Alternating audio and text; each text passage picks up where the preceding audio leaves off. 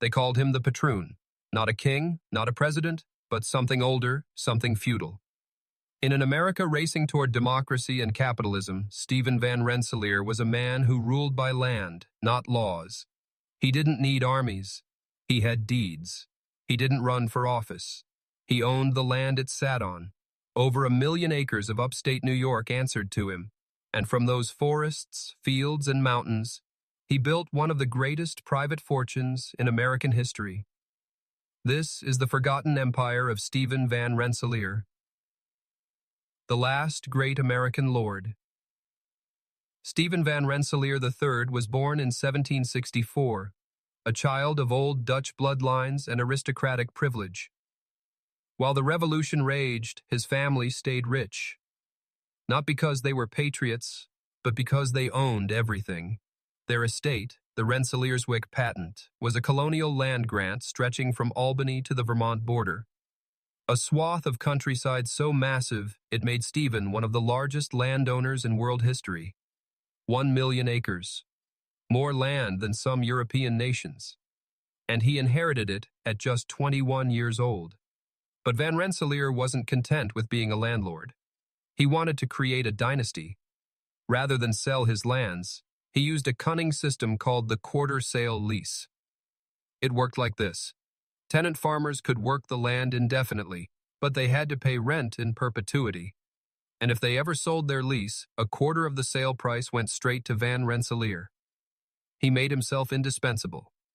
Every harvest, every transaction, every generation, he took his cut. It was modern feudalism, dressed in legal contracts.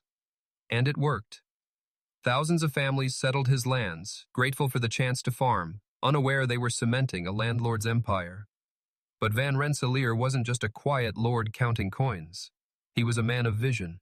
He served as lieutenant governor of New York, sat in Congress, helped charter canals and infrastructure projects that would shape the future of the Northeast.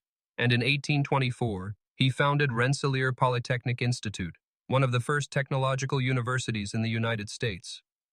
He believed in science, in reason, in the engineering of progress.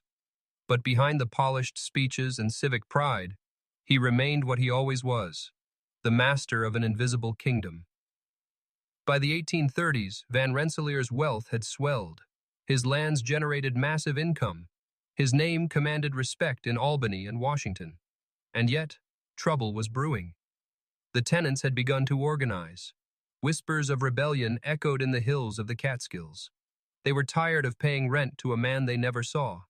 Tired of owing allegiance to a ghost from the colonial past. The seeds of the anti-rent war were taking root. In 1839, just a year after Van Rensselaer's death, those seeds exploded. Masked farmers, calling themselves Calico Indians, began resisting rent collectors with violence and sabotage. They saw themselves not as criminals, but as revolutionaries fighting a leftover tyranny. Van Rensselaer was gone. But his system remained, and it was burning. It would take decades of political battles, arrests, and reforms before the patroonship system was fully dismantled. But by then, the Van Rensselaer name had already become legend.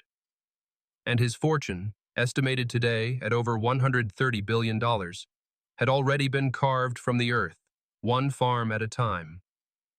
Stephen Van Rensselaer was not a titan of steel or steam. He didn't build railroads or dominate factories.